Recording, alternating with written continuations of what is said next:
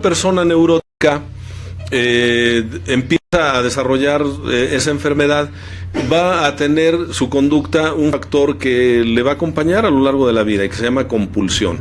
Va a actuar compulsivamente, o sea, sin control. Recordemos que la compulsión quiere decir sin control. Entonces no importa que tú bebas alcohol, vas a beber compulsivamente, vas a beber hasta la embriaguez. Y ahí espiritualmente te quedas marcado, ¿no? Porque te tienes falta de sobriedad. Recordemos que la gula dice que es abusar del placer que Dios nos ha conferido de comer y beber en la justa medida. Un alcohólico es goloso porque bebe hasta la embriaguez, o sea, en exceso. El drogadicto va a consumir la droga compulsivamente. Cuando se desarrolle su adicción, la persona va a terminar obsesionado con conseguir otra dosis. Ese es el síntoma. Primero del uso va a pasar al abuso y del abuso va a pasar a la dependencia.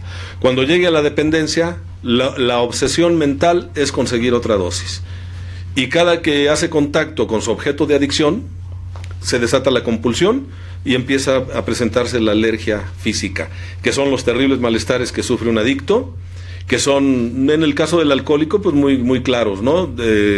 Lagunas mentales, la pérdida del equilibrio, actos de mal juicio, eventualmente el delirium tremens, las lagunas mentales que son abonos de locura, se le llama coloquialmente en los grupos, y las terribles resacas, el vómito, todo lo que viene aparejado cuando ya el bebedor es crónico, que es una forma en la que el cuerpo está diciendo: esto que tú me das me hace daño, ya no me des más de esto.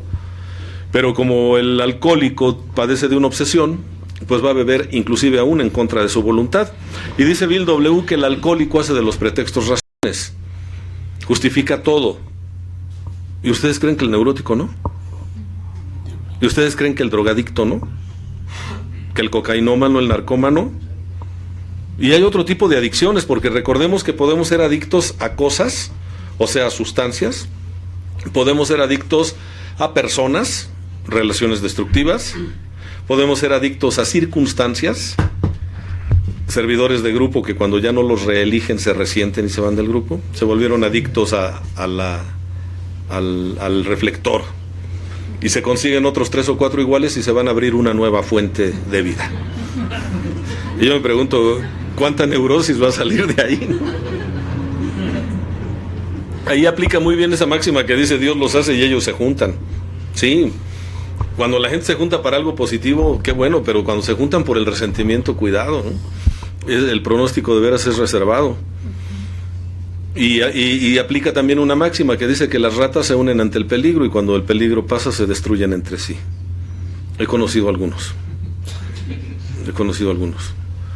¿Cuál es la cuestión? Podemos ser adictos también a ideas y eso le pega muy fuerte al adicto, sea cual fuere la adicción que tenga. La adicción a la idea de que yo siempre tengo la razón, de que soy una persona maravillosa, de que deben quererme independientemente de cómo yo me porte, de lo que yo haga, de lo que yo diga. ¿Por qué? Pues simplemente porque se trata de mi persona. Pues que no te das cuenta, pendejo, quién soy yo, ¿sí? ¿Qué no te das cuenta, babosa, con quién estás tratando? O sea, soy yo. Por eso el que se resiente no porque el otro sea una porquería de persona, sino porque me lo hiciste a mí. O sea, te atreviste a hacérmelo a mí, que soy el tesorito de mamá, ¿no? Que soy el bebé de mi codependencia, porque así se hablan. Oye, bebé. Pero cuando son tus vecinos, al bebé luego le hablan de hijo de tu tal por cual, ¿no? O sea, el bebé se transforma en un objeto indeseable y entonces le dicen: eres un hijo de tu tal por cual. No digo malas palabras porque está saliendo el programa y creo que la gente que escucha merece respeto. Yo siento que esto no es un congal y que tenemos que mostrar un poquito de recuperación. Y creo que el cambio de juicios y actitudes aplica. Porque puede haber gente que escuche, que no tenga experiencia grupal y diga: qué bonita forma de recuperarse. Y no porque me interese lo que digan de mí, sino porque me interesa que la gente no se desencante de una propuesta de recuperación que salva vidas. La mía, por ejemplo. Entonces, ¿cuál es la cuestión aquí? Podemos ser adictos a cosas, personas, circunstancias o ideas. Y el adicto adolece de lo mismo. Hay personas que son adictos a la idea de que todo tiene que estar limpio y se la pasan limpia y limpia. El lugar donde estén. Ayer estaba yo en Morelia, fui a compartir a Morelia, Michoacán, allá con unos buenos amigos, y vi a una chica que desde que terminamos el compartimiento no dejó de hacer limpieza. Salimos después de medianoche y seguía limpiando cosas. Y yo me preguntaba, ¿lo que tiene que limpiar está adentro o está afuera? Porque dicen los principios herméticos, como es adentro es afuera, como es arriba es abajo. Adicta a la idea de que todo tiene que estar limpio. El perfeccionista es adicto a la idea de que todo tiene que ser perfecto, y hasta lo dice, las cosas se hacen bien o no se hacen. Y cuando tú le preguntas, ¿y quién es quien las hace bien? Entonces, pues yo soy la única persona que las sabe hacer bien.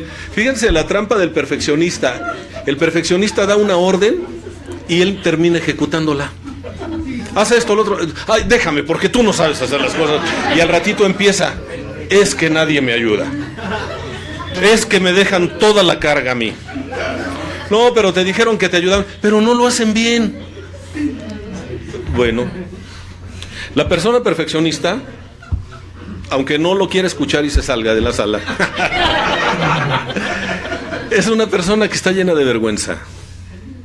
En algún momento de su vida fue humillada o fue exhibida de manera dolorosa, y con tal de no volver a experimentar ese dolor, del dolor de la vergüenza o de la culpa, entonces se obsesiona con, entre comillas, hacer las cosas bien, o hacerlas perfectas más bien. El adicto a las circunstancias, pues ahí tenemos políticos que ya son los famosos dinosaurios, ¿no? Que ya los llevan en silla de ruedas al Congreso, o en un diablito, o en patineta, ¿no? Ya no pueden, pero siguen aferrados al poder. Se llama megalomanía. Es una adicción al poder. Todo aquel que tiene un poder por largo tiempo empieza a tener una deformación de la personalidad. Todo aquel que llega a tener un poco de poder personal y se confía, llega a tener un retroceso dentro del programa. Bill W. nos previene cuando nos dice que en áreas espirituales es peligroso guiarse solo. En terrenos espirituales es peligroso guiarse solo. Y algunos dicen que ya se apadrinan con Dios. Entonces, no, yo ya me apadrino con el jefe. Y dice Bill, cuidado, porque a lo mejor quien te está hablando es la voz del ego y no la del que tú crees. Por eso es importante que alguien te refleje, te retroalimente. Las relaciones sanas son las que se dan entre amigos, entre amantes, entre socios que son capaces de decirse sus verdades, utilizando una técnica que se llama asertividad. O sea, te voy a reflejar cosas sin insultarte, sin ponerte etiquetas, sin descalificarte como ser humano, pero sí voy a describir tus conductas. Y entonces cuando yo señalo la conducta puedo decir, no estoy de acuerdo con lo que tú estás haciendo, en lugar de decirle, eres una porquería de persona, por eso actúas así. Parece lo mismo, pero hay una gran diferencia. No es lo mismo decirle a mi hijo, este 5 no se ve bien en la boleta, que decirle, eres un burro, y compararlo desfavorablemente con los demás. Debería ser como tus primos, o como fulanito, fulanita de tal. Mira nada más qué calificaciones. Y si estás peleado con la pareja, pues agarras por ahí, ¿verdad? Y lo burro lo sacaste de la familia de tu padre, ¿sí? Allá todos son así. Esto puede parecer jocoso, pero ahí es donde empieza a formarse la personalidad adictiva, entre otras cosas. Gente que se vuelve adicta a que otros le aprueben, porque alguna vez le descalificaron. Y entonces son los que están, ¿cómo me veo? ¿Cómo me veo? ¿Qué te pareció? Esto, lo otro, y tú, pues, ¿cómo te sentiste tú? No, yo bien, pero ¿tú cómo me viste? Y si la persona le dice, no me viste bien, no te viste bien, colapsa. O termina haciendo lo que otras personas quieren. Esto es típico del alcohólico, no se hagan. ¿Qué a poco te pegan?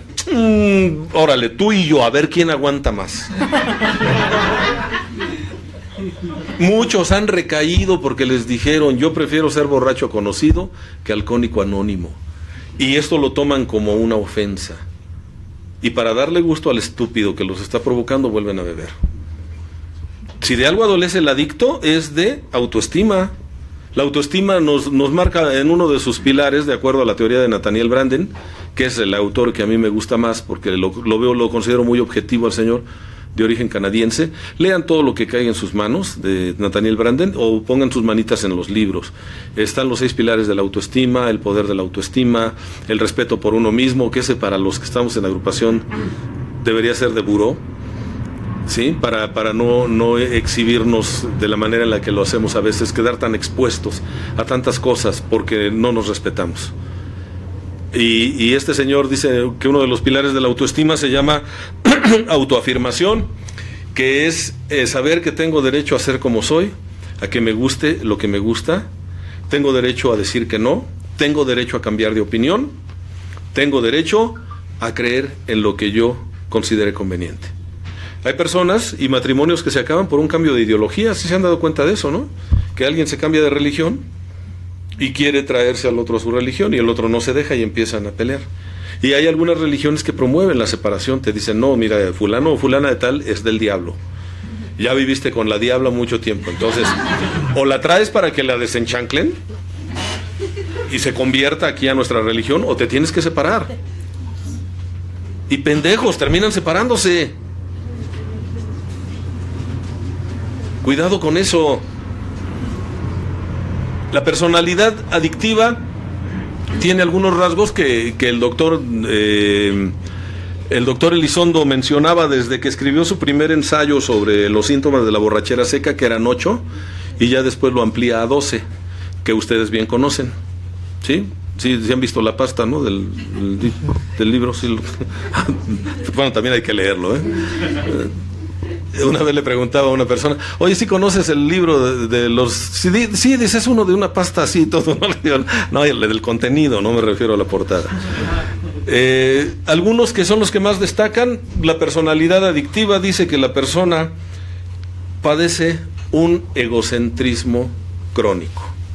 Es una persona que vive autocentrada en su persona, vive centrada en el yo.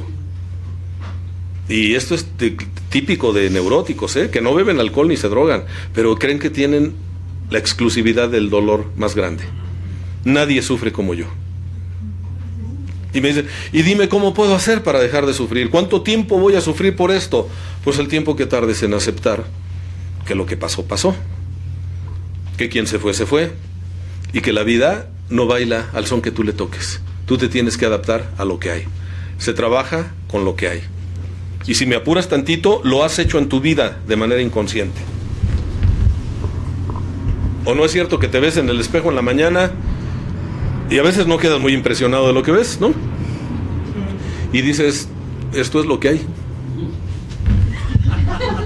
Y con lo que hay que enfrentar la vida. Lo hemos hecho.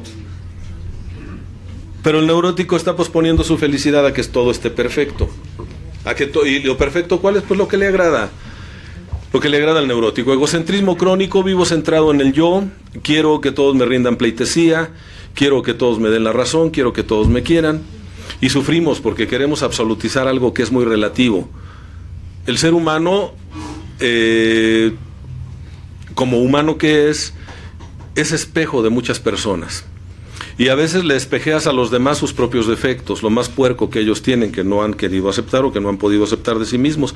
Y a veces les espejeas sus cualidades y sus virtudes. Se llama identificación proyectiva. Recuerda a una persona que te caiga bien. ¿Qué características tiene? Ahorita, recuérdalo.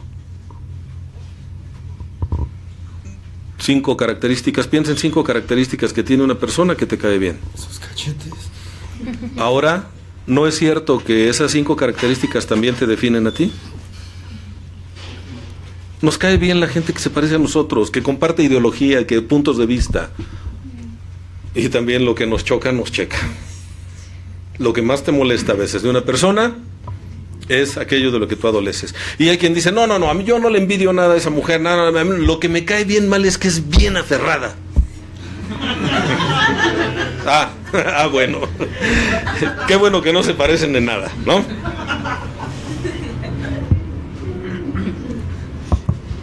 El programa nos da un antídoto excelente para ese síntoma tan agresivo, egocentrismo crónico. Nos dice que el egocentrismo se vence cuando nosotros hacemos servicio.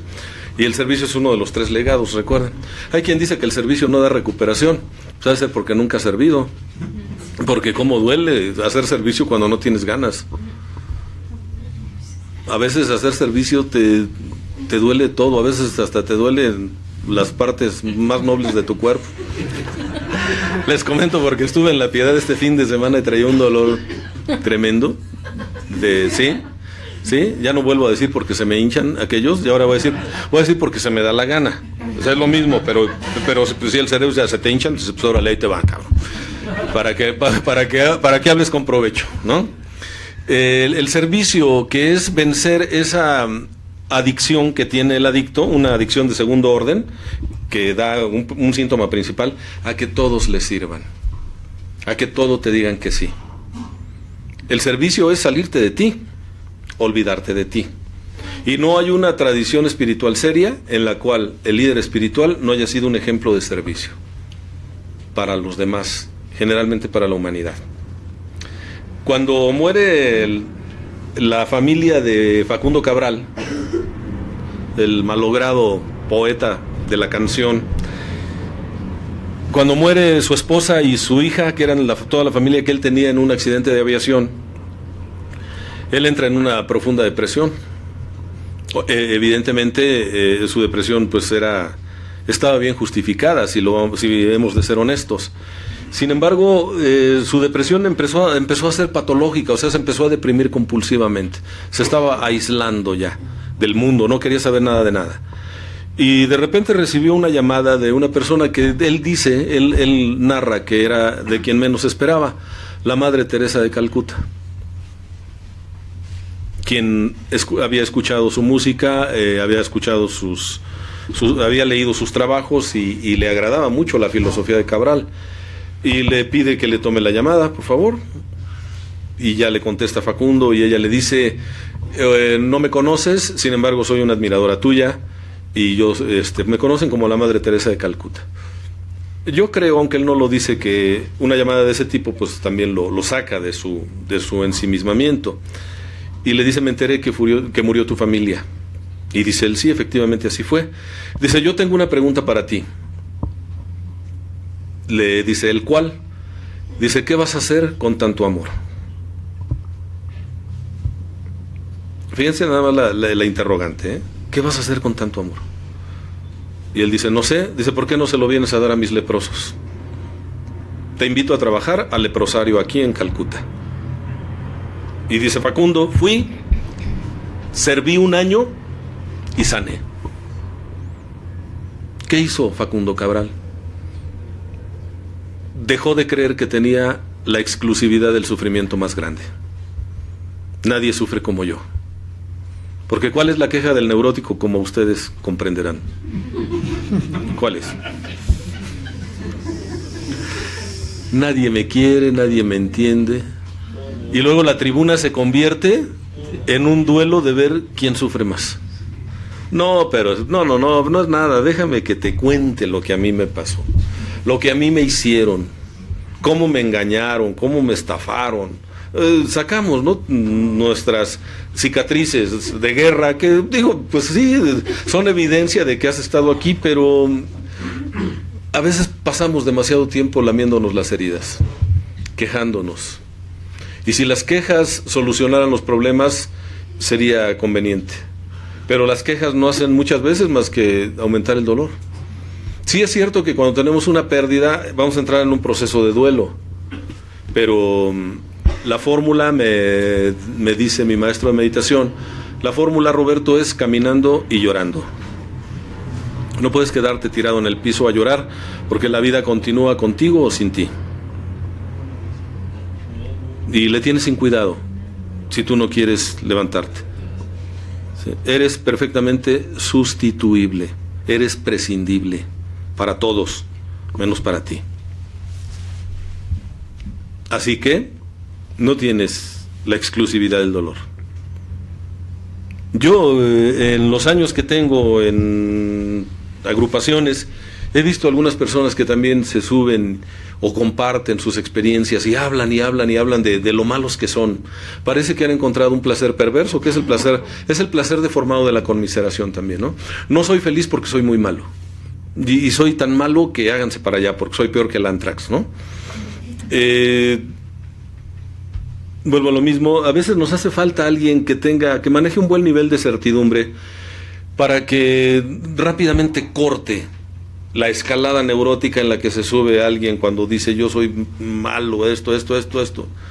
Y a mí me lo decía mi maestro también: Roberto, no eres el anticristo, no te hagas ilusiones. Eso también es ego. Cada quien la riega a su propia capacidad, ni más ni menos. Así que ya deja de estar hablando mal de ti mismo, porque te estás refugiando en la mediocridad de portarte mal para no hacer cosas positivas que puedas decir. También tengo esta forma de ser positiva. Se convierte a veces en una adicción el estar hablando mal de uno mismo. Algunos dijeron hay que ser honesto, y dicen que algunos creen que ser honesto es insultarse a sí mismo. Perdón, eso no es cierto. Ser honesto es saber que nos equivocamos y que tenemos derecho a equivocarnos, porque el libre albedrío nos otorga esa facultad. Lo que a veces sucede es que no aprendemos de la experiencia, eso sí. Pero ¿para qué estar de manera recalcitrante señalando mis defectos y lo peor que hice? Yo les voy a decir para qué. Para llamar la atención. Si no puedo ser el mejor de los mejores, voy a ser el peor de los peores. Y eso también es protagonismo. Y si no, pregúntenle a las familias que tienen un hijo adicto o una hija adicta, a un ingobernable o un ingobernable. ¿No es cierto que se le da más atención a veces al hijo que se porta mal que al que se porta bien? ¿No es protagonismo? ¿No llevan una ganancia secundaria? No me digan que no, por favor. Porque eso es parte de la personalidad adictiva. Soy tan egocéntrico que quiero estar en el ojo del huracán porque eso me da protagonismo. Y a veces lo que te hace falta es un poquito de discreción. La discrecionalidad funciona, te ayuda. Claro, si andas buscando prestigio entre los desprestigiados, por supuesto que lo vas a hacer. Por supuesto. Pues algunos probablemente es el único lugar donde han destacado. E inventan inclusive conversaciones con Dios, y por la manera en la que viven y por la frecuencia con la que se drogan y se emborrachan, lo dudo. Honestamente, lo dudo. Aunque se sepan versos y canten alabanzas. Perdón, lo dudo. A mí no me digas que recuperado estás. A mí déjame preguntarle a tu familia. Déjame preguntarle a tu pareja. Déjame preguntarle a tus hijos. Bueno, a tus compañeros de grupo. Déjame preguntarles. El egocentrismo se manifiesta de muchas formas. Es un monstruo de 1000 cabezas. Si se manifiesta de manera espiritual, algunos van a escribir y dan el salto neurótico y ya después andan de cazafallas de todos, ¿no? ¿Y cuál es su argumento bizarro? Grosero, burdo. ¿Cómo es posible que después de una escritura todavía te enojes, todavía hagas esto, todavía hagas lo otro? ¿Quién les dijo que un trabajo de inventario es la panacea? Quienes no quieren a cuarto y quinto paso se regodean en su propia ignorancia, ¿no? Y dicen, ¿cómo es posible que nada más trabajen 2 pasos del programa? Bueno, se les justifica, no son malos, son ignorantes, son pendejos, vamos. O sea, no podemos cargarnos con ellos, ¿no? Bueno, yo porque a mí mi Señor Jesucristo me dio esa lección. Cuando Él estaba en la cruz, le otorgó el perdón a los que lo habían crucificado, aún sin que ellos se lo pidieran, ¿eh? Dijo, Padre mío, Señor, perdónalos porque no saben lo que hacen. O sea, no son malos, son pendejos. Bueno, los que hablan de cuarto y quinto paso sin haber hecho un cuarto y quinto paso caen dentro de ese rango. O sea, hablan sin tener argumentos sólidos ni un testimonio personal. Y cuando yo hablo a la ligera, pues generalmente hablo tonterías. No me preocupan tanto ellos, y no es una preocupación que me quite el sueño, simplemente es una forma de decirlo. Me preocupa la gente que está dentro de la comunidad y que no se ha dado cuenta que las escrituras no son suficientes, que son un elemento de la recuperación. concretamente el segundo concepto básico, análisis de la personalidad y catarsis. Pero el programa consta de 5 conceptos básicos desglosados en 12 pasos para la recuperación. Y si me apuras tantito, también tenemos que respetar las tradiciones lo mejor que se pueda. Y tenemos que respetar los conceptos para el servicio. Porque todos ellos en conjunto van encaminados a que ese síntoma tan agresivo de la personalidad adictiva que es el egocentrismo pierda fuerza. Los 12 pasos, las 12 tradiciones y los 12 conceptos para el servicio mundial son ego reductores. Todos nos piden ir en contra de nuestros deseos personales. Todos nos invitan al servicio, todos nos invitan a ser constantes y conscientes. Todos nos dicen, no busques exhibicionismo, inclusive a través de tu propio sufrimiento. Tú levantarás tu fondo de sufrimiento cuando le sea de utilidad a otra persona. De algunos andamos haciendo alaraca y andamos inclusive a veces hasta excediéndonos. Esa es una cuestión muy neurótica. No quiero que me quieras, quiero que me tengas lástima. Qué poco respeto tienes por ti. Te voy a decir todo lo que he sufrido. ¿Para qué? ¿Para causar mi conmiseración hacia tu persona? Qué poco te valoras. Un día cuando verdaderamente oiga tu testimonio de alma y corazón adentro, como me decían que había que trabajar la catarsis, diré, te felicito porque todo lo que tú sufriste no fue suficiente para acabar contigo. Eres superviviente de la neurosis engendrada muchas veces en tu propia casa. Y por supuesto que quien te volvió neurótico no lo hizo con la intención. Te dio lo que podía darte y punto. Las cosas sucedieron, es evidente y no se puede negar. Pero tampoco vas a agarrar a tus padres de pretexto favorito, porque eso es lo que hace el egocéntrico. Yo no soy feliz porque tuve unos padres así y así y así y así. Yo conozco a muchos que tuvieron padres peores que tú y son felices. ¿Por qué no perdonas? El que no perdona es por egocentrismo, vuelvo a lo mismo. Y a veces de manera, diría yo, patética, te dicen, yo perdono pero no olvido. O sea, te está diciendo, nomás me estoy haciendo pendeja. Cuando me acuerde voy a sacar el as debajo de la manga, que tú ya sabes que lo tengo debajo de la manga, porque además ni lo tengo oculto. Porque hasta te amenazo, ¿no? Y te digo, ¿a poco crees que ya se me olvidó? ¿No? Síguele, síguele. ¿No crees que ya se me olvidó? ¿Por qué no perdonas? Por egocentrismo, porque te lo hicieron a ti. He conocido padrinos y madrinas que a sus ahijados les dicen, perdona, salva tu relación, esto, lo otro, pero cuando se los han hecho a ellos, no se aplican absolutamente nada de la palabra perdón. ¿Por qué? Muy entendible, no necesitamos ser doctos en la materia, con un poquito de experiencia grupal es evidente. ¿Por qué? Porque te lo hicieron a ti. ¿Cómo se atrevió?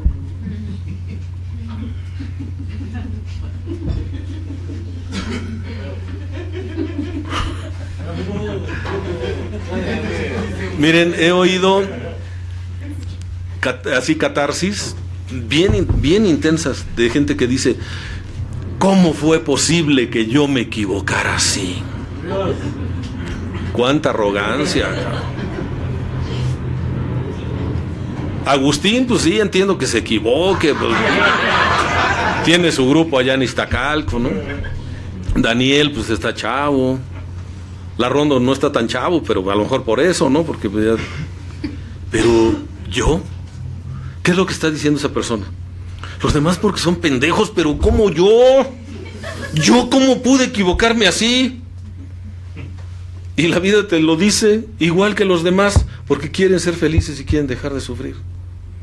El ser humano en busca de la felicidad, a veces de manera ignorante hace pendejada y media creyendo que así va a ser feliz.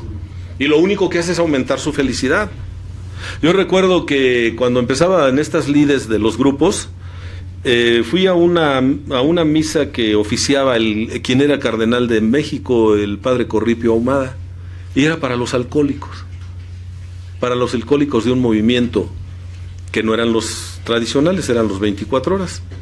Y entonces me entré a escuchar la misa y algo me llamó la atención. el padre decía algo que no es nuevo, pero para mí era muy nuevo, yo nunca lo había escuchado, y él fue el conducto de que yo recibiera esa cápsula de conocimiento, y tan no se me ha olvidado que ahorita la estoy recapitulando. Él decía, bienvenidos a todos los alcohólicos aquí. Habíamos algunos que decíamos que éramos anónimos y había muchos negados, ¿no? Que eran los metiches que estaban ahí en la misa que decían, no, yo soy bebedor social, ¿no? Sí, tuve un primo que ya murió de alcoholismo, de cirrosis hepática, y cada que me veía me decía, qué bueno que ya no tomas, te felicito. Se pasó la vida entera felicitándome, nunca se animó a hacerlo él, porque pues él era bebedor social. ¿Y para qué le rompió un mecanismo de defensa, no? Si su esposa decía, no, él es un borracho que no hay problemas, no daña. No es violento. Y yo dentro de mí decía, no es violento que se quede tirado en la sala de tu casa vomitándose y que sus hijos lo vean. ¿No es violento eso? Digo, pero si la señora codependiente le apapachaba la enfermedad, por supuesto que no había una grieta por donde pasar. Pero ¿qué sucede? Dice, el alcohólico no es una mala persona, el alcohólico bebe porque quiere ser feliz y no sabe cómo. Eso cómo, a mí en lo particular, cómo me ayudó, me reivindicó conmigo. Yo pensaba que era muy malo porque era alcohólico activo, y cuando él dijo, el alcohólico quiere ser feliz pero no sabe cómo. Hoy sé que no solo el alcohólico, todos los seres humanos queremos ser felices y dejar de sufrir. Y digo que no es nuevo porque hace 2600 años Siddhartha Gautama, el Buda histórico, ya lo decía. Queremos ser felices y queremos dejar de sufrir. Y la felicidad dentro del mundo indotibetano era llamado nirvana. Y el nirvana no es un cielo al que hay que llegar, sino es una actitud con la que hay que vivir. Dicho de otra manera, el cielo y el infierno están aquí. Ahí donde tú estás situado, ahí donde tú vives tu vida, ahí está el cielo y el infierno. Tú decides a dónde quieres estar.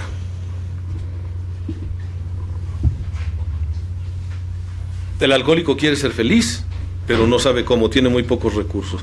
Y entonces, en la defensa del ego, defiende a ultranza sus puntos de vista, pasa por encima de la sensibilidad de otros, es tremendamente individualista, es tremendamente resentido, pero insisto, no solo el alcohólico, sino esos síntomas, el radio significativo de acción de esos síntomas se amplió a todas las personas que tienen adicciones. El trabajólico, o sea, el adicto al trabajo, workaholic,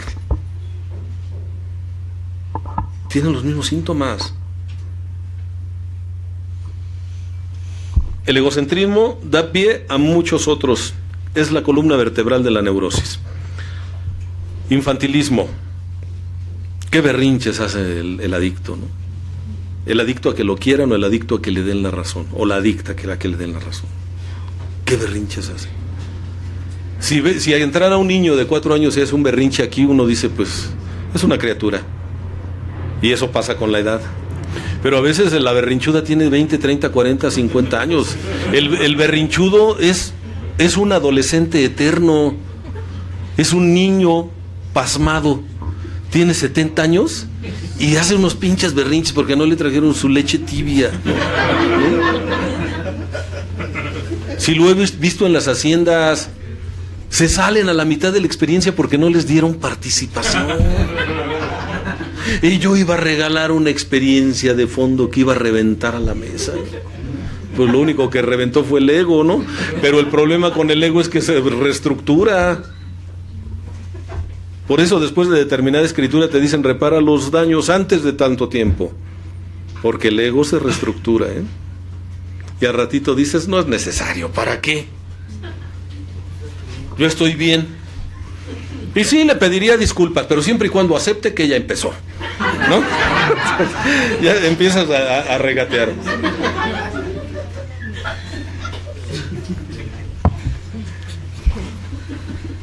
Uno de los síntomas de la personalidad adictiva, dice el doctor Elizondo, es el escorpión amargado. Tremendamente resentido. Porque las cosas no salieron como tú querías. ¿Por qué nos enojamos los seres humanos? Nos enojamos porque las cosas no salen como nosotros queremos. Realmente esa es la causa. Con razón o sin razón. La persona saludable se enoja, lo manifiesta o trabaja el enojo y lo libera. Perdona. Perdonar quiere decir liberar el enojo. Eso quiere decir perdonar. En hebreo.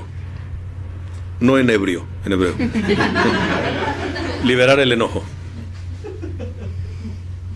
Pero ignorantemente el ser humano cree que perdonar es olvidar.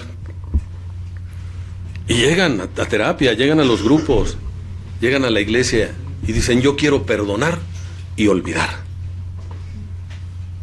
Y hay quien te dice, puedes perdonar, y es un proceso que empieza con un acto de voluntad, que es decir, yo quiero perdonar.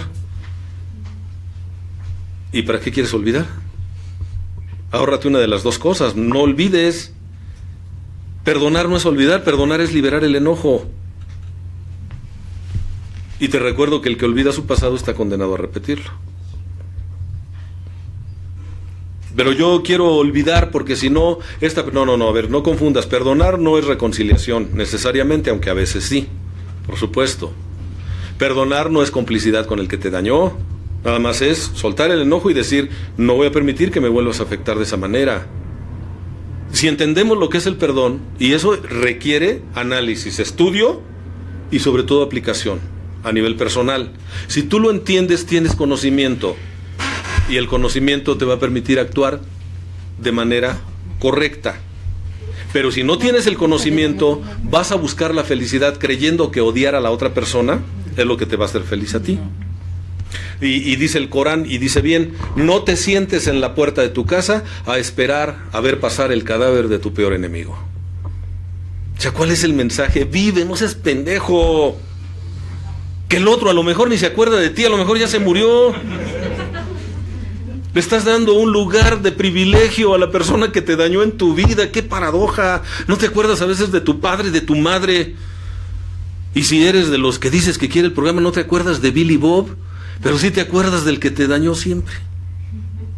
Entonces es uno de los síntomas de la personalidad adictiva, y por resentimientos nos vamos a beber. Por resentimientos nos vamos a drogar, por resentimientos nos hacemos un daño. Ah, me fue infiel, pues ahora se la cobro. ¿Y qué crees? Que la otra persona, cuando te fue infiel, no quería que tú te dieras cuenta. Y si tú lo haces para que el otro se dé cuenta, estás cayendo en algo que se llama premeditación, alevosía y ventaja. Lo estás haciendo con el afán de dañar a otra persona y no tienes idea del daño que te estás haciendo a ti misma, a ti mismo.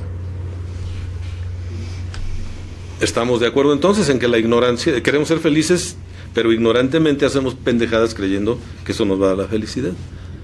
¿Qué quiere decir esto? Que si tú te enojas, o que no tienes más bien derecho a enojarte, no, eso sería absurdo. Y esto lo digo para los padrinos que lo escuchen. No te debes enojar, no, perdón. Si pierdes la capacidad de enojarte, te mueres. Eso le pasa a las personas que son maltratadas por su pareja.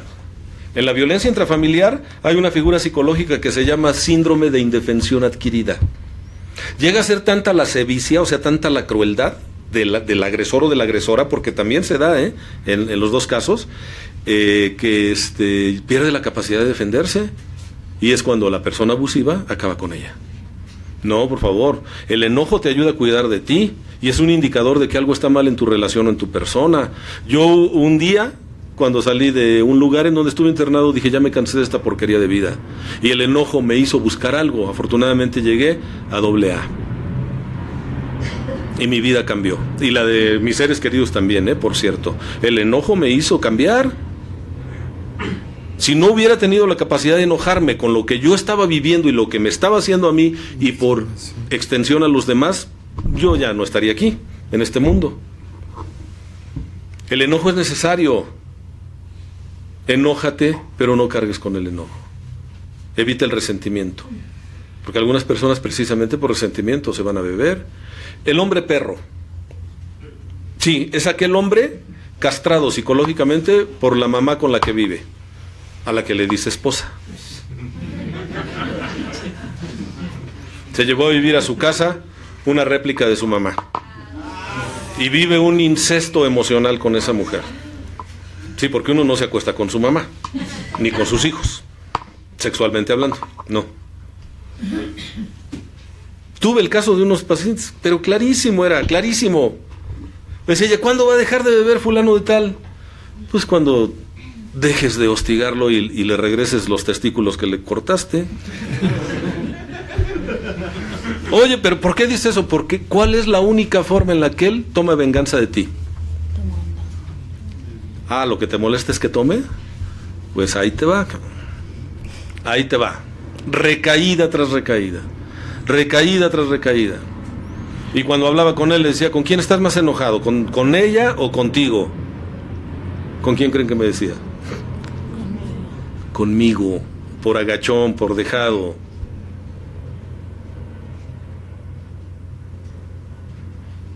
Y cuando le hablé de la figura psicológica del hombre perro, obviamente lo hice con mucho tacto. Le dije, el hombre perro es aquel que se suscribe a un sistema neurótico que una mujer que le recuerda a su propia madre le ha donado. La donataria del sistema neurótico es ella. Aquí las cosas son así, si quieres, ya lo tiene agarrado. Ya. Sí, cuando se la sueltas, cuando el otro ya está hasta adentro. Y entonces le dona un sistema neurótico al que el otro se suscribe. Le dice sí y se convierte en un diapasón que vibra al ritmo que le toque la otra. Así como en una guitarra, que está el diapasón, tocas las cuerdas, el otro está respondiendo. Pero está muy enojado. Y dice que la ama. Y ella le da su premio de consolación. Cuando llegan las visitas dicen, yo tengo un marido modelo. No bebe, dice el otro, porque me madreas. ¿No? No discute, porque me amenazas con irte de mi vida. No pelea, porque no me da sexo. El otro está con su diálogo interno. A todo le dice que sí. Y cada una de las concesiones que hace le llenan de furia consigo mismo.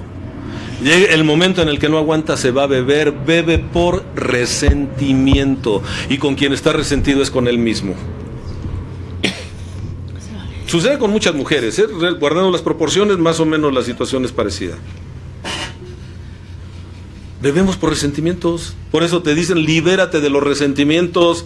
Por eso en cierto lugar te dicen resentimientos.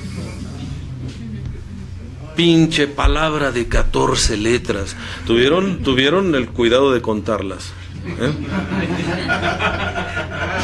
Que ha costado más vidas que las 2 primeras guerras mundiales. ¿Quién sabe de dónde sacaron esas estadísticas? Yo cuando oí eso dije, no estarán exagerando estos cabrones. Pues si tan solo en Rusia se murieron 20 millones. Pero no puede que siga viendo la locura que estamos compartiendo. Yo creo que se quedaron cortos. Sí. Me disculpo públicamente ante quien dice eso. Sí, es seguramente. Por resentimientos, quien tiene una personalidad adictiva es dependiente de manera neurótica, tiene la tendencia a generar dependencias insanas. Todos en este mundo dependemos de todos.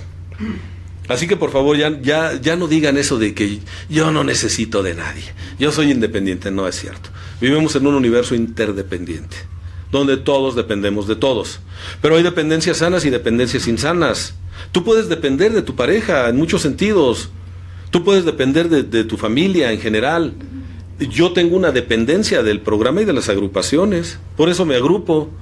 No piensen que porque soy muy espiritual. No, yo he comprobado que el grupo sin mí sobrevive perfectamente. El grupo en el que yo milito, una vez no fui a la experiencia y uno de mis hijos me dijo, Roberto, estás muy enfermo, no seas soberbio, la experiencia va a salir, vayas o no vayas. Así que quédate a atenderte. Y ya me quedé a atenderme. Lo que había que atender era la llamada de emergencia al baño, ¿no? Sí, tenía una tremenda gastroenteritis, que cuidado.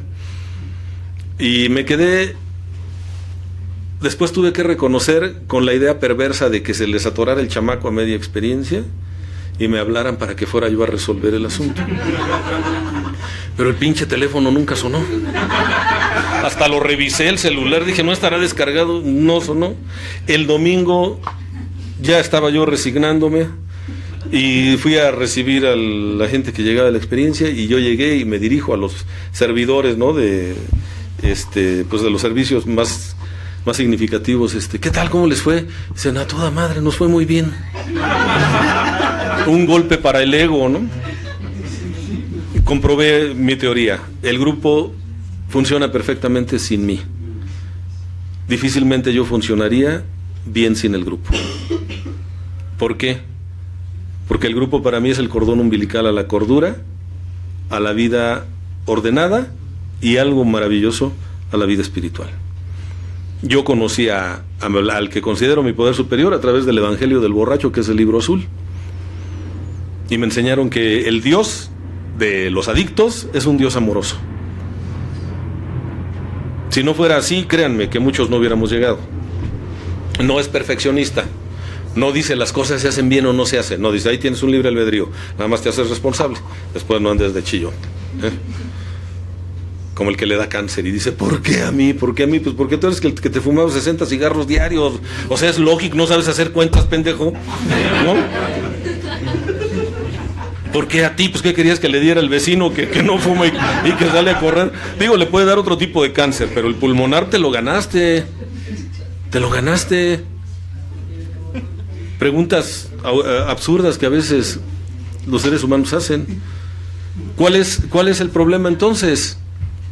Aquí, desde este campo de posibilidades de la dependencia, todos dependemos de todos, pero el enfermo adicto tiene la tendencia a relacionarse con personas que empaten o que embonen con su neurosis. Entonces genera una dependencia. Dice la persona golpeada por el marido, es que ya me vino a rogar, quiere que regrese con él, que me ama, que me necesita. Sí, porque nadie se deja maltratar como ella. Por supuesto, es una víctima perfectamente cooperativa para el maltrato. Pues de esas hay que cuidarlas. Fíjate, no les dan dinero, no las atienden emocional ni sexualmente, y las agarran de punching bag, ¿no? O sea, de costal. Pues ¿dónde? Claro, hay que cuidarlas. Por supuesto. Pues sí, lo vemos, ¿no? En los grupos, en las agrupaciones, que llega alguien y dice, no, este chavo tiene algo que me atrae. No es guapo, pero tiene algo que me atrae. Pues es locura, tiene locura, eso es lo que te atrae. Te resulta familiar. Te resulta familiar su locura, pues es igualito a tu papá, no físicamente, sino en su forma de conducirse. Es mitómano, o sea, miente sin necesidad. ¿Cuánto tiempo tienes sin drogarte? No, déjame hacer cuentas, más o menos. No, ya como 10 años. Si yo les veía quemándole las patas al chamuco hace 6 meses y me dice que ya no. ¿Sí? Es como aquellos que celebran 20 y tantos años y sabes que se acaban de poner una guarapeta. Pero conocen el programa. Lo conocen, pero por fuera, ¿no? ¿Cuál es el punto? La arrogancia. Y es típico del egocéntrico. Dense cuenta que los adolescentes generalmente son egocéntricos y eso es por naturaleza. El adolescente que no es egocéntrico no es normal. Si después de los 18, 19 años sigue siendo egocéntrico, tampoco es normal. O sea, eso es temporal, ¿eh? Es temporal. Y generalmente se resisten a aceptar algunas cosas y es normal, están en un proceso de formación de su personalidad, de individuación, así se llama. Pero ¿qué sucede con la persona que ya trae problemas y en la adolescencia ya pueden ser adictos perfectamente, tener una personalidad adictiva? ¿Qué te dicen? Mamá, papá, a mí nadie me ha dado nada. Es su frase matadora. Yo me hice solo. Por favor. De veras, no inventen. ¿Quién de aquí ha cuidado un bebé aunque sea por unas horas? ¿No es cierto que son tremendamente demandantes los bebés? ¿Alguien te tuvo que cuidar para que hayas llegado el día de hoy a las condiciones en las que estás? Sí, pero ni me querían. Pues todavía es más de agradecerse. Pues si estabas feo como la chingada y todavía te cuidaron, ¿no? Te dieron de comer.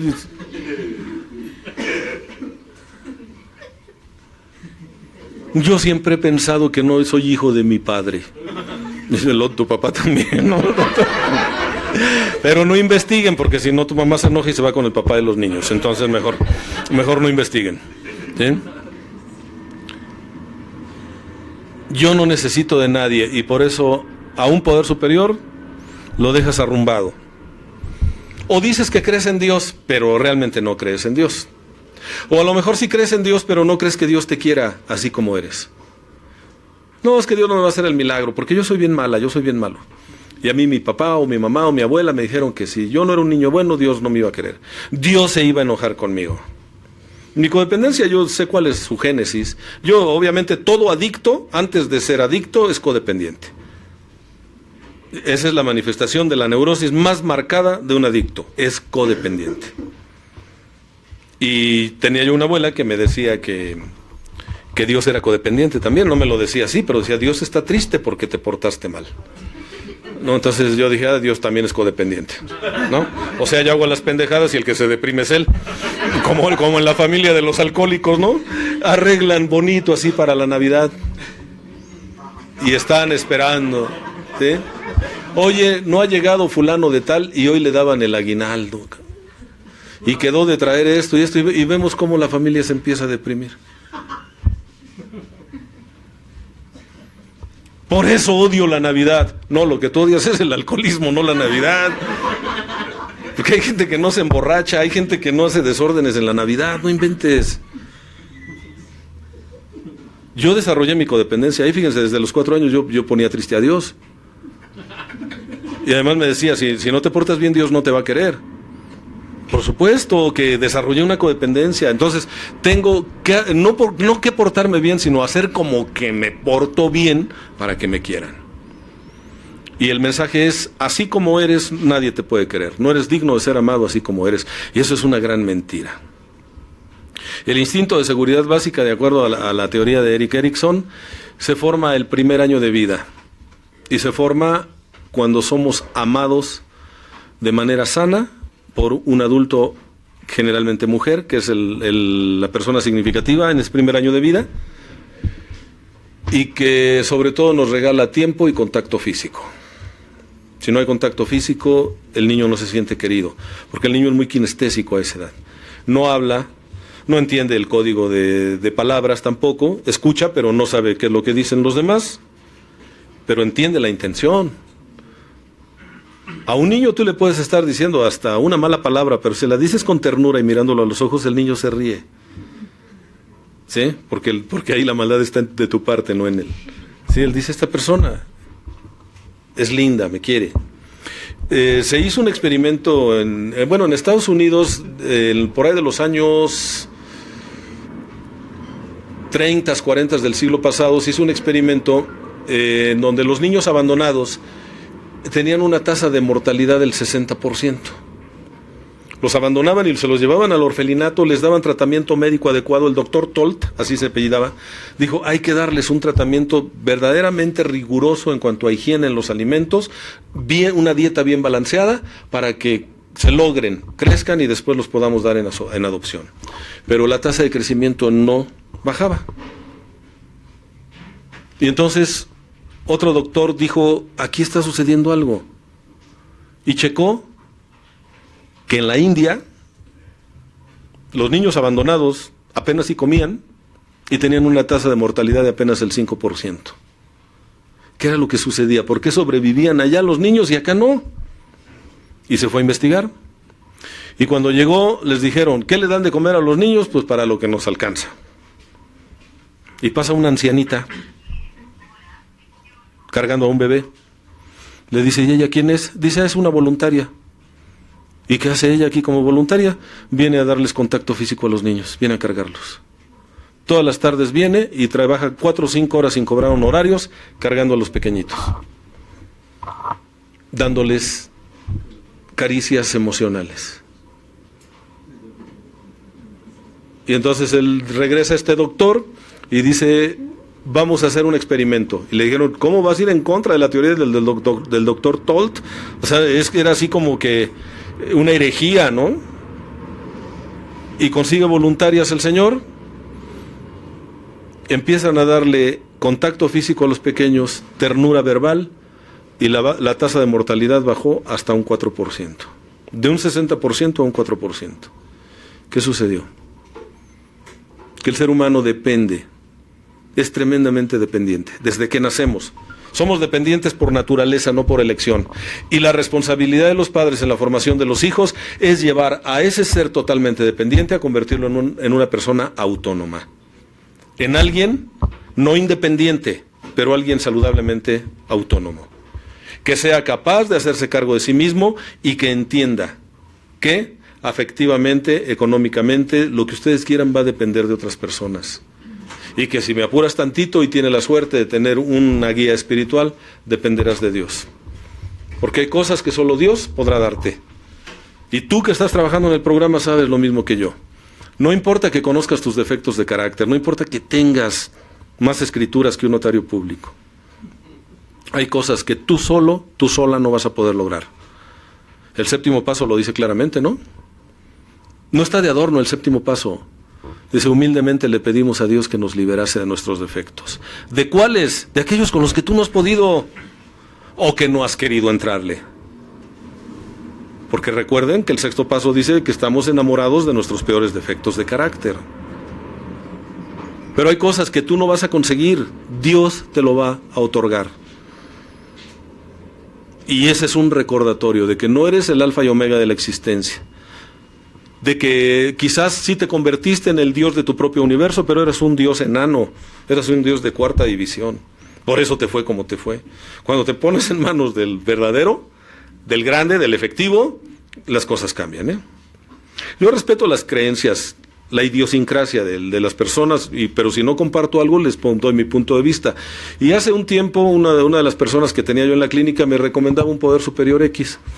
Y me decía, no, mira, si tú le pones esto y lo otro, aquello, y yo le decía, es que, mira, yo no quiero entrar en polémicas, pero yo te voy a decir algo. Mi poder superior limpiaba a los leprosos, le devolvía la vista a los ciegos, liberaba a los endemoniados y revivía a los muertos. Tú me estás pidiendo que me baje de nivel.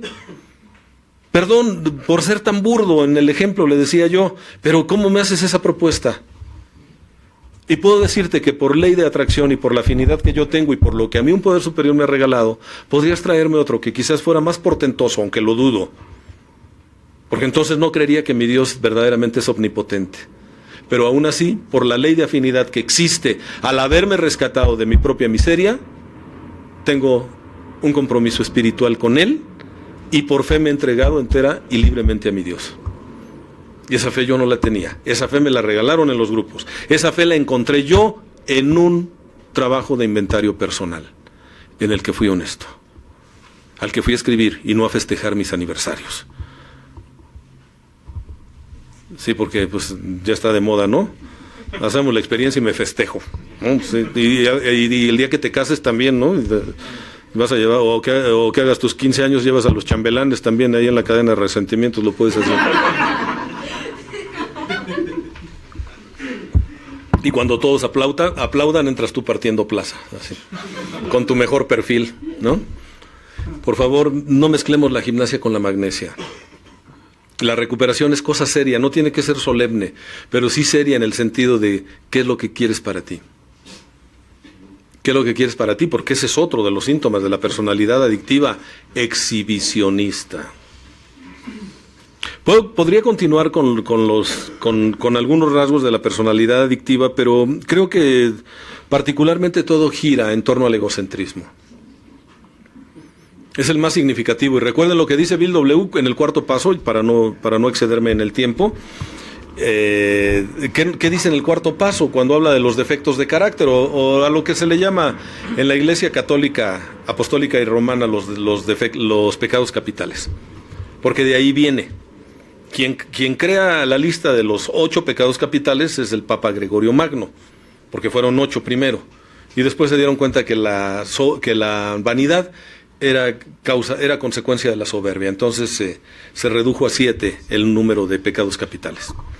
A los que Bill W. dice en el cuarto paso les vamos a llamar defectos de carácter, para que no se pongan locos los alcohólicos, ya ven cómo son conflictivos, ¿no?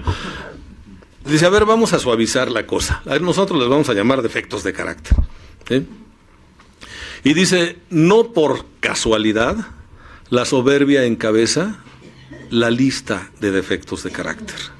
No es casualidad. La perversa enfermedad del alma, decía Abel, tiene que ver con la soberbia. Esa es la perversa enfermedad del alma, el creer que eres más que Dios inclusive. San Agustín lo define perfectamente, dice, soberbia es amor exagerado hacia uno mismo hasta el desprecio de Dios. breve, bueno y substancioso. A mí se me hace que ese señor tenía programa, aunque no lo supiera, porque de veras bien centrado, bien objetivo. Soberbia es amor exagerado hacia uno mismo hasta el desprecio de Dios.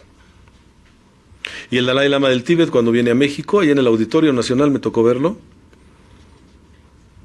le preguntaron: ¿para usted qué es humildad? Y dice él: humildad es saber que lo puedo todo, pero que no puedo solo. También, mis respetos. La humildad es el antídoto de la soberbia. Y la soberbia es lo que genera el egocentrismo. Y no confundir, por favor, soberbia con orgullo. El orgullo es autoestima, es dignidad, es amor propio, es respeto por la persona que tú eres. Y el que tú te sientas orgulloso, yo espero que el grupo Hay una Solución se sienta orgulloso de este 12 aniversario. Porque el orgullo es la recompensa emocional legítima a la que tenemos derecho cuando hemos hecho bien las cosas.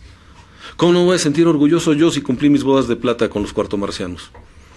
Hace 25 años que yo escribí, en este septiembre. ¿Cómo no me voy a sentir orgulloso? Por supuesto. Pues si yo ya me había desahuciado a mí mismo, dije: yo me voy a morir borracho, siguiendo la tradición familiar. Sí, la verdad. Son las herencias transgeneracionales. Por eso se me echó encima toda la perrada. Cuando dejé de beber, toda la familia estaba siendo infiel al sistema tradicional. Y se aventaban la vacilada de decirme: ¿tú crees que no nos da vergüenza verte salir de un grupo de alcohólicos anónimos? De veras, la desfachatez no tiene límites, en serio. Y muchos de los que se avergonzaron de que saliera yo de un grupo, tíos míos, ya se murieron. Y se murieron de alcoholismo. Y eso no me alegra. Me cansé, como dice la canción, me cansé de rogarles. Y nunca quisieron saber nada del programa. Por eso digo que no a todos nos alcanza.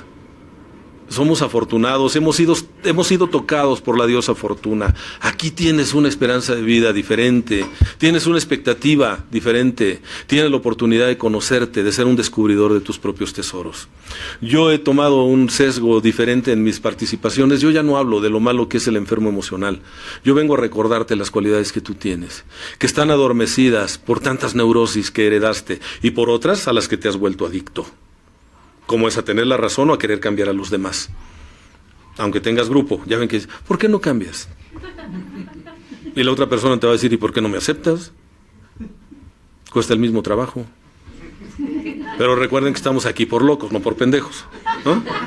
Es más fácil que cambie el otro, pues yo para qué me esfuerzo, ¿no? Ándale, si me amas, cambia. Y el amor que el otro tiene es virtual. Si no se quiere a sí mismo, pues nadie da lo que no tiene. Entonces, orgullo es autoestima. Soberbia es una conducta patológica, enfermiza, es una manía del ego. Conducta compulsiva del hedonismo, el placer por el placer, la satisfacción personal. Veo al otro como un objeto que voy a utilizar para mi placer, para mi bienestar, para mi conveniencia, para mi crédito social. Me lo trago de golpe como un apetitoso bocado, solo para masticarlo y escupirlo después, cuando ya no me sirve. Y luego me quejo de que estoy solo, de que nadie me quiere, de que me abandonaron. Y cínicamente te dicen: ¿y por qué te dejaron? Y dices: ¿no más? No, pues no más, pues como dice la canción, yo sigo siendo el mismo, ¿no? Pues tenemos que escuchar la otra versión. Tenemos que escuchar la otra versión. Yo les digo a las parejas que tengan problemas, sí puede ir cada quien a terapia por su lado, pero tomen una terapia de pareja. Porque cuando alguien llega a mi terapia, yo sé que me van a decir su versión. El otro va a dar su versión, pero nadie va a decir la verdad verdadera. Esa la van a decir cuando estén de frente y a ver si tienen la desfachatez de negar lo que haces. Y algunos lo niegan. ¿Yo? ¿Sí? ¿Tú? Pues no me acuerdo. No, pues cuidado. Soberbia. Son como erizos de mar, tienen picos por todos lados. Están a la defensiva. Personas terminan viviendo una dolorosa soledad. Recuerdo hace algunos años trabajaba para un grupo empresarial en el área de desarrollo humano y estábamos en el mes de noviembre precisamente planeando ya, presentando el proyecto para el año siguiente. Las empresas serias así trabajan, ¿eh? Ahí luego vemos. Tú échale ganas. No, vamos a hacer lo que se pueda. No, las empresas serias dicen, vamos a hacer lo que planeamos, no lo que se pueda. Y las parejas serias también, ¿eh? Sí, vamos a hacer lo que planeamos. Vamos a echarle ganas, mi amor. No, mejor vamos a ponerlo por escrito y vamos a hacer lo que tenemos que hacer, ¿no? Yo les comento eso, ¿eh? Sobre todo a las chicas incautas. La vida, compañeros, compañeras, la vida no te da lo que te mereces, la vida te da lo que negocias. No tenemos lo que nos merecemos, tenemos lo que negociamos. Aprendan a negociar bien. Y la primera persona con quien tienen que negociar bien es con ustedes.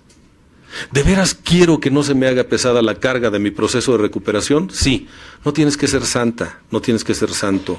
Simplemente sé honesta, sé honesto, lo mejor que puedas y haz las cosas con conocimiento de causa, aprovechando, como dice el libro azul, el sencillo juego de herramientas que te han dado tus hermanos mayores. Porque sí hay una solución, pero necesitas aplicarte. Y por favor no inventes recuperación. No hay nada más patético que un recaído hablando de recuperación, sin aceptar que ha recaído. Porque no es un crimen, no es un delito. Lo que sí es muy dañino para la persona es querer engañar. Me decía mi maestro de meditación, cuidado con lo que haces, Roberto, porque puedes engañar a una persona mucho tiempo. Puedes engañar a muchos mucho tiempo. Lo que no puedes es engañar a todos todo el tiempo. Y alguien que anda haciendo, maltratando, por así decir, la palabra sobriedad, perdón, tarde o temprano te van a ver. En un congal o en el anexo al que te lleven. Porque ya no te aguanta tu propia familia. Entonces, cuidado. Un poquito de congruencia. Decir soy alcohólico anónimo, decir estoy en recuperación, perdón, es algo que cuesta trabajo y que se maneja con dignidad. No es algo que puedas abaratar. No es algo que está de moda, aunque algunos crean que sí. No. Es algo que ha costado sangre, ha costado vidas. Y si me apuras tantito, seguramente de tu propia familia. Honra a esas personas que no tuvieron la oportunidad que tú tienes de conocer un programa de recuperación, que no tienen un modelo de trabajo como el 4-5 que te permite tener acceso a algo que antes en un grupo tradicional te costaba años, aunque nos odien algunos tradicionalistas. Y no les estoy tirando tierra ni le doy patadas al pesebre, pero 4 y 5 paso tiene algo. No es casualidad que los grupos estén llenos, a diferencia de otras propuestas de recuperación. Algo estamos haciendo bien. Y creo que Dios no le ha dado a nadie la exclusividad de la recuperación, afortunadamente. Afortunadamente. Porque no va a crear monstruitos de ese calibre, ¿verdad? A mí me dio la recuperación y la verdad absoluta, no, si así como te vuelas, ¿no? Ya con que tienes un grupo que qué bueno que lo tengas, seguramente tu trabajo te ha costado, pero andas que no te la crees. Ya te hablas de tú con el poder superior y ya ves a tus compañeros chiquitos, orejones y pendejos. Pues no, ahí está la soberbia, pero en otro sentido. La persona soberbia termina viviendo una espantosa soledad. Y estábamos en esa mesa en donde yo era la persona, por así decirlo, de menor rango, porque yo era del staff, ni siquiera era de la estructura empresarial, pero daba servicios profesionales y estaban muy contentos conmigo. Y cada que hablaba un director o un ejecutivo, este director soberbio decía, no, esas son pendejadas. Y hablaba otro, no, ¿cómo se te ocurre? Es una estupidez eso. Y llegó un momento en el que, queriendo apoyarse en mí, y yo no soy comparsa de nadie, me dice, ¿tú cómo ves, Roberto? ¿Tú qué piensas de todo lo que han dicho estas personas? Le digo, mira, yo lo que pienso es que tú debes ser una persona muy solitaria. ¿Por qué? Le digo, porque eres el único listo viviendo en un planeta de pendejos. Perdón, estás aislado de la comunidad humana. Me dice, ya vas a empezar con tus cosas de los alcohólicos anónimos. No, este es de la vida real. Tú no necesitas un proyecto de trabajo, necesitas clases de humildad para aprender a escuchar. Porque los especialistas te están diciendo, pero tú por encimita estás desacreditando todo. Me pediste mi opinión, no me disculpo por dártela porque tú me la pediste. Acércate un poquito más a los mortales, acércate un poquito más a la gente común y vas a tener buena retroalimentación. Yo creo que no era alcohólico porque ni me corrió ni se resintió. Al contrario, le bajó un poquito de volumen. Y yo me felicito por eso. Porque le dije lo que pensaba, con respeto. La soberbia nos aleja de los demás. La soberbia nos quita inclusive el mérito de aquello que hicimos bien cuando empezamos a pregonarlo, cuando empezamos a presumir, cuando empezamos a hostigar a otra persona o cuando manejamos la falsa humildad. Gracias por coordinarnos la experiencia. No es nada, cualquiera hubiera podido hacerlo. ¿Cualquiera? No es cierto. Gracias por tener un grupo funcionando. No, hombre, cualquiera, pues no es cierto. ¿Cuántos grupos se cierran? Gracias por compartirnos el tema. No, no es nada, cualquiera lo hubiera podido hacer. Tampoco. Tú tienes tus cualidades naturales, que te recuerdo que no son tuyas en estricto sentido, son dones de Dios. Y debes ponerlos al servicio de los demás.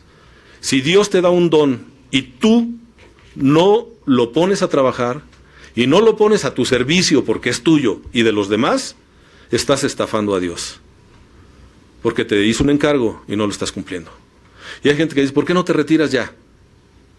¿Por qué no te retiras? Ya me quiero retirar, ya fueron muchos años. Oía el otro día una persona, nunca diré nombres públicamente porque no es ético. Pero ya le serví mucho a estos cabrones, yo ya me quiero retirar y todo. Dije, híjole, va a entrar en crisis la recuperación, ¿no? Por favor, no me digas que estás hablando en serio, ¿no? No me digas que tú eres el que estabas hablando de aquel tema tan hermoso de espiritualidad hace unos meses que te escuché y ahora con esa clase de pendejadas. Y me sirvió para decir, Roberto, ten cuidado. El pez por su boca muere. Mejor no escupas al cielo que a la cara no te caiga. Cuidado. Sin embargo, créeme que cada que hablas te comprometes. También esa es una máxima. A mí mi Dios me quiere mucho porque trabajo con adictos todo el día y prácticamente todos los días. Vivo en el mundo de la recuperación de las adicciones y constantemente hablo de que sí se puede. Y cada que digo que sí se puede me comprometo más. Pero como decía Abel, solo por hoy. Solo por hoy. En una ocasión me soñé borracho hace poco y fue sueño, fue sueño. La neta del planeta fue sueño. Y en esa pesadilla, porque yo así la catalogué, una parte de mí me decía, Roberto, ¿y ahora qué le vas a decir a todos esos chavos que tienes en la clínica? A esos jóvenes que cuando tú les impactas, porque tengo la capacidad de ser histriónico, lo reconozco, y tengo una rara cualidad para trabajar con adictos, ¿sabes? Porque yo también lo soy, ahora en recuperación, y que veo un dejo de esperanza en esas caras casi infantiles, de que dice el padrino que sí se puede, cabrón. Y salir con mi pinche batea de babas, ¿no? ¿Se acuerdan de lo que les dije? Sí, pues ¿qué creen? Que les mentí. Claro, no soy el único referente, ¿no? Hay muchos que, gracias a Dios, lo están logrando, pero sí te comprometes. Sí te comprometes doblemente cuando dices que estás haciendo algo y estás haciendo todo lo contrario. Ahí sí, cuidado. Entonces, pues la personalidad adictiva caracteriza a la persona por una obsesión mental, como resumen, que se apodera de nuestro pensamiento. Recuerden que un pensamiento obsesivo que se apodera de la mente, al cual nuestra atención vuelve una y otra vez sin cesar. Esa compulsión, esa obsesión mental lleva al adicto a caer en su objeto de adicción o en su conducta adictiva. Y en ese momento se dispara, hay un detonador, se dispara la compulsión. La falta de control sobre sí mismo, sobre el control volitivo, del control de la voluntad desaparece. Y se llega a la alergia, tal como la describió Bill, y en su momento el doctor Silworth se lo comentó a Bill, la alergia que te condena a la locura o a la muerte, si la ingesta es de sustancias tóxicas. Sin embargo, quiero decirles algo que una vez, cuando yo le reproché a mi maestro, el que no me daba mucha atención, él me dijo, te puedo dar toda la atención, te doy toda la atención que puedo darte, y si eso no es suficiente, pues quizás no estás en el lugar indicado, ¿no? Y yo me sentí defraudado. Y después me alcanzó, cosa que nunca hacía él, me alcanzó y me dijo, discúlpame, fui muy duro y no quise decirte lo que te dije. Pero sí quiero que te lleves una cápsula. ¿Cuándo entenderás que la importancia personal es una enfermedad progresiva que mata? Me estaba hablando de la soberbia, la importancia personal, el yo tengo que ser el centro de atención.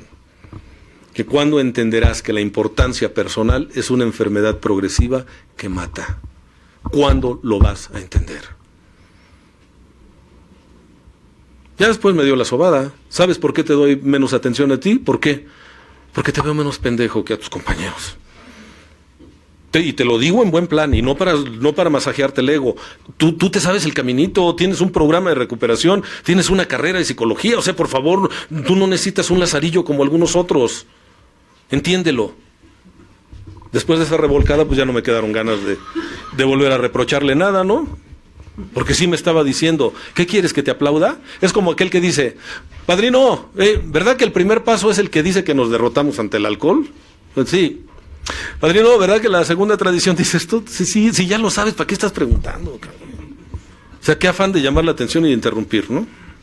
Sí, ya lo sabes. Bueno, pues termino con esta historia que dicen que se le escuché a don Raimundo Sousa, y le creo, porque es una persona solvente moralmente, a quien yo admiro y respeto, y de quien espero todavía aprender muchas cosas. En una ocasión dice que estaba Bill W. en el hospital de Towns siendo desintoxicado por el doctor Silworth. El doctor Silworth ya le había hablado a Bill de lo penoso de su situación. La obsesión mental, la alergia física, la compulsión, todo. Y le dice, doctor, dígame por qué no puedo dejar de beber. El doctor se voltea, siempre se hablaron de usted, y le dice, Bill, su problema es que es usted una persona sumamente egocéntrica. Ese es su problema. Se fue y lo deja con un palmo de narices. Y es cuando Bill, la parte neurótica de Bill, dice, pues si hay un Dios, la parte sana le dice, ¿quién eres tú para negar la existencia de Dios? Y la parte neurótica dice, pues si hay un Dios que se manifieste. Y ahí es donde se da la experiencia espiritual de Bill. ¿Cuál fue el detonador o el factor precipitante? El que el doctor le dijo, tu enfermedad es más espiritual que psicológica o física. Y se lo estaba diciendo un hombre de ciencia, que nunca habló de Dios, creo, pero nunca negó la existencia de Dios, al menos tuvo ese recato. Tu problema es que eres egocéntrico, y el egocentrismo es soberbia. La soberbia es, creo yo, el pecado capital más agresivo con el que nos encontramos en este planeta llamado Tierra. La lucha constante, y creo que una buena recomendación, al menos para mí, es ¿qué puedo hacer el día de hoy para desinflar un poquito mi ego? Y si se puede, un mucho. Y si no lo haces tú, la vida lo hará por ti. Te enseñará la humildad a palos. Ojalá y no lleguemos a esos extremos. De mi parte es todo. Gracias, Agustín. Tú sabes el aprecio que te tengo. Tú eres mi amigo, eres mi compañero, sin embargo, eres mi compañero y mi amigo. Yo me precio de ser amigo tuyo. Y gracias por invitarme a esta fiesta espiritual. Gracias a todo el grupo Hay una Solución, que ha apoyado tanto en los trabajos que estamos haciendo, y me da mucho gusto encontrarme a gente aquí de es Nueva Visión, de Nueva Visión Radio. Saludos a toda la gente que nos escucha, y si no estás de acuerdo con lo que dije, pues gracias por escucharme de todos modos, porque el tiempo es invaluable, y en el mundo de la recuperación todo sirve, hasta lo que no sirve, para decir yo no quiero hacer eso, yo no quiero andar así. Dios los bendice, tengan muchas 24 horas de sobriedad, y aunque suene trillado, pues se termina un año, y esperemos que lo terminemos excelentemente bien, y que el año que viene Dios nos siga dando energía, fuerza para continuar en este camino, porque son carreras de resistencia más que de velocidad. Felices 20. Si quieres ya terminamos, porque quiero hacer un comercial. Gracias, Daniel, como siempre. Muchas gracias. Gracias, felices 24 horas. Para